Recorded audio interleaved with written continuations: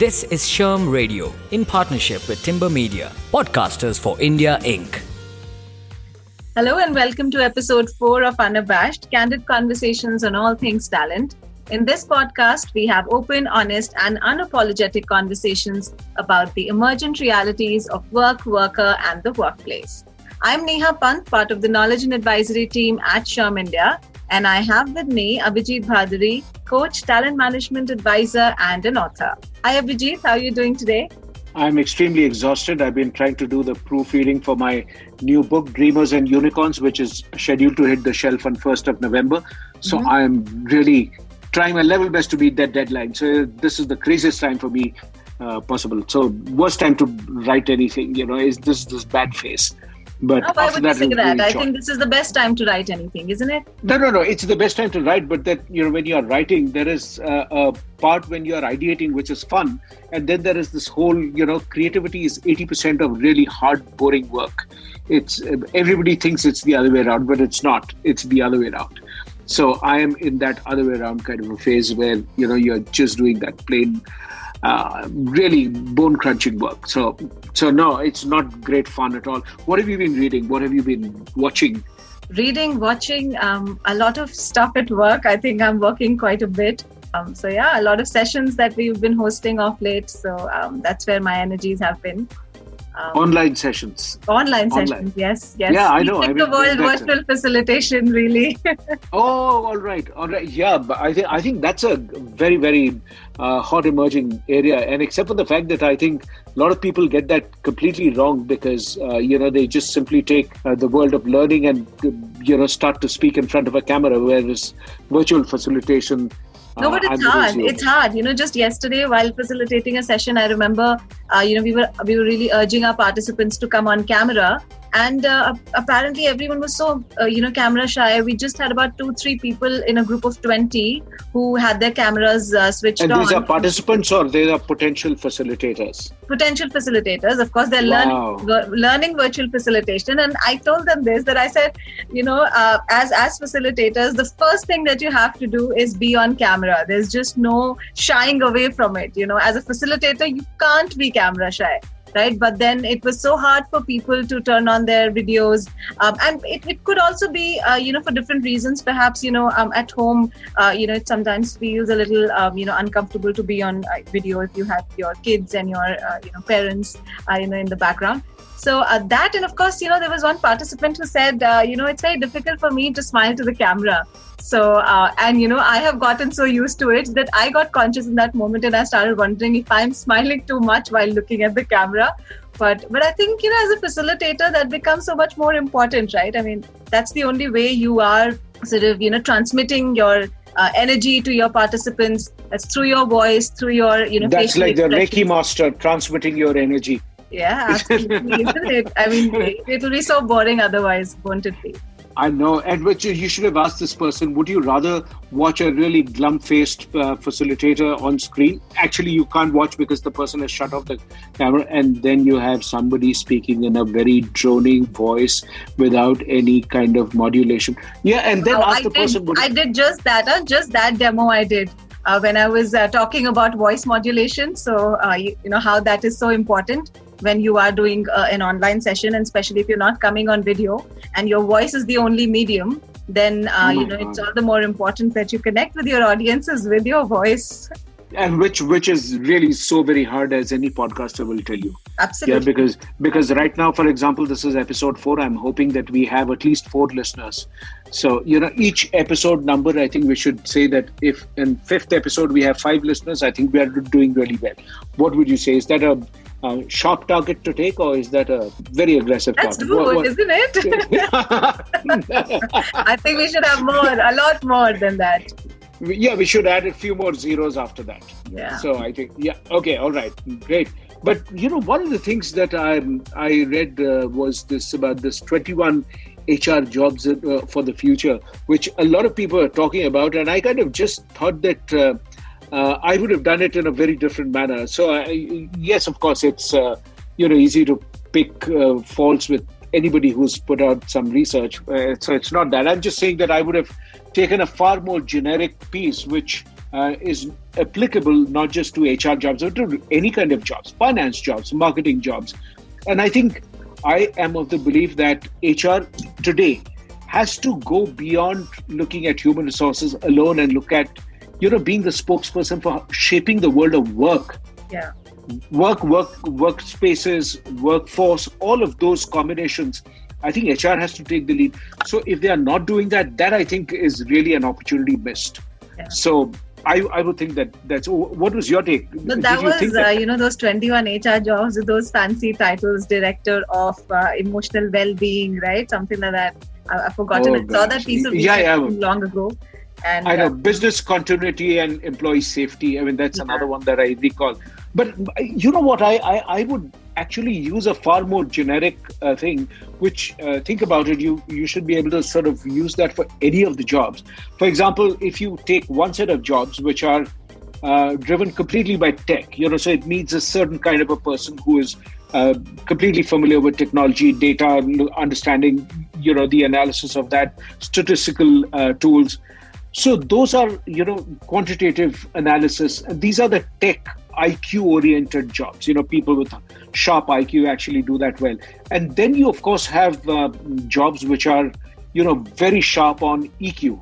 These are the human skills which you need, where whether it's facilitation. So you're talking of online facilitation. I mean, that's a typical example of a human, very, very sharply dependent on the human skills, being able to connect with people, understanding where the participant is, not engaged enough.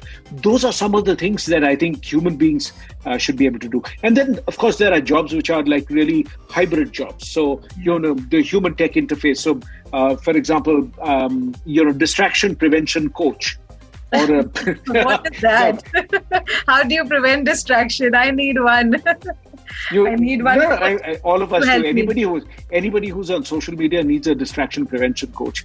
It is called switching off the notifications. So if you can do that, then you become your own distraction prevention coach. Or for that matter, Google has a person called design ethicist. I was watching this Netflix special, which is about social media, and they talk about this guy who's the design ethicist.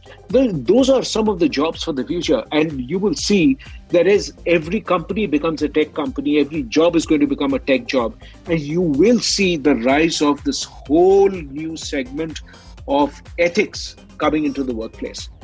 People formally being charged, and it's not just code of conduct and is going to be a full-fledged ethics. But to my mind, those are all fancy titles. I think what is at the heart of it is the kind of skill that's required to really, perform that job well.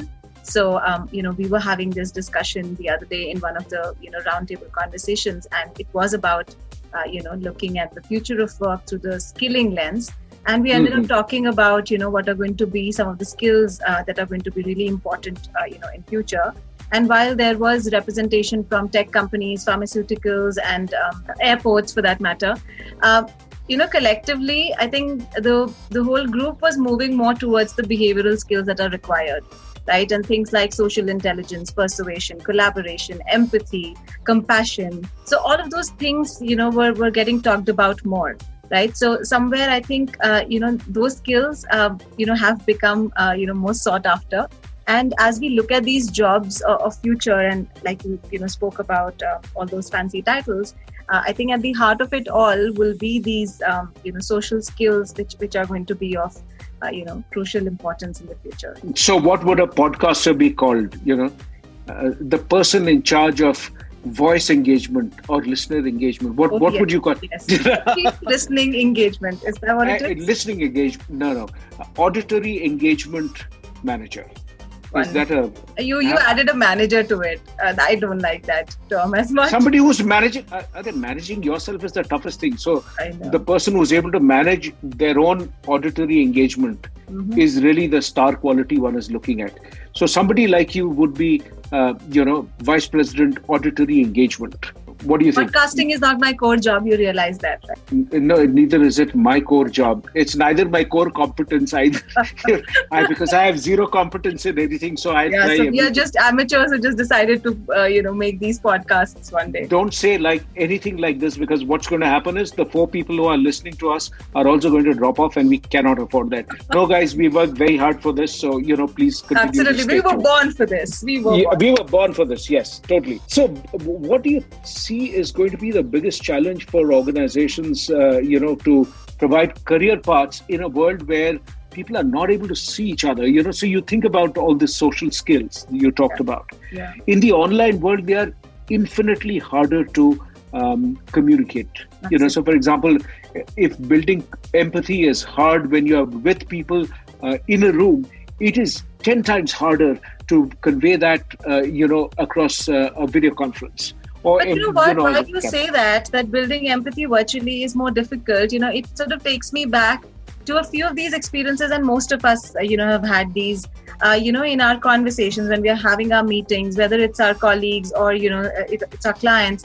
It has happened so many times that I'm talking to someone on the other side and their kid walks in, or there's somebody in the background. And it doesn't seem like a distraction to you. All it does is it perhaps evokes more, it seems more endearing, and it evokes those emotions where you are like, yeah, this for is those who like life kids, is, right? So the work and life has sort of intertwined, quite nicely today. And so the work-life integration that we were talking about, outside, of this virtual world, perhaps that's happening in this virtual space more. Of course, that's causing burnout because those lines are blurring as well. But somewhere, don't you think that people have become more empathetic in the last 4 months? No, people have learned to accept the employee as a human being, which means a human being who has a family, who has got challenges, who's got, who lives in a certain kind of way. All of that, yes, I think there is an understanding. But I also think that, being able to sort of build that trust in a person where you've never met that person ever before, and you're going to work with that person in a strong collaborative project, it's infinitely easier if you're with that person, you're able to have informal conversations. Because I think the real challenge of the world that we are living in now is that everything has become super structured. Because, when you're in the office, you can actually step out and talk to somebody, just pause for a second and say, hey, do you want to go grab a cup of coffee? Now, it's very, very difficult to do that, because I have to now send you a request and say, okay, Neha, at, so-and-so time, would you care to have a cup of coffee? We are not going to discuss work. So even that unstructured time becomes structured. Tell me something, why are we, we are always comparing, these two scenarios, and, everywhere there is this comparison between what was there in person and how that's missing in virtual. I mean, we all know that, right? That's what nostalgia is all about. That is what nostalgia is all about. No, but that's what I'm saying. Why is it so hard to accept the reality the way it is now? This is our new normal. This is how we have to live. Maybe we make best use of what's available to us, right? And if that means... But what gives hope? What gives hope is that people are believing that this is going to be a temporary scene. Sometime, potentially in 2021 perhaps, life is going to go back at least 80% to that old world, which we talk about now. Yeah, do you remember we used to sort of do that? Till that time, we can enjoy our present, right? We can be a little bit more mindful and be really present in what we have, rather than, always going back to either nostalgia or thinking about future. So I think, totally agree, Neha, with you. I think you have knocked a tremendous amount of wisdom in me with that just one sentence. No, seriously. I'm just trying to remind you of the law of impermanence, right? I'm just trying law of impermanence, which means that our time on the podcast is also getting over. Absolutely, so, yes, we are. What a brilliant way to drop a hint, Neha. Thank you very much. I mean, there's just... This too shall pass. This too has finished. All right. So on that note, I think I should formally close. Thank you so much, everyone, for listening. If you have a query that you'd like to drop, please reach out to us on SHRM India at shrm.org. You can follow us on Instagram, Twitter, Facebook, and LinkedIn. And of course, Abhijit is also available on all of those social platforms. Do you want to quickly tell them your email address as well, Abhijit? Yeah, so you can find me on Twitter, LinkedIn, and Instagram at Abhijit Bhaduri, Abhijit Bhaduri, or you can email me at Abhijit Bhaduri, one word, at live.com, Abhijit Bhaduri at live.com. Wow, you've gotten good at it. Everyone, once again, thank you so much for listening. I'll catch you again for another candid conversation. Right. Until then, like I say always, stay unabashed. Stay unabashed. Thank you. Bye-bye. This is SHRM Radio in partnership with Timber Media, podcasters for India Inc.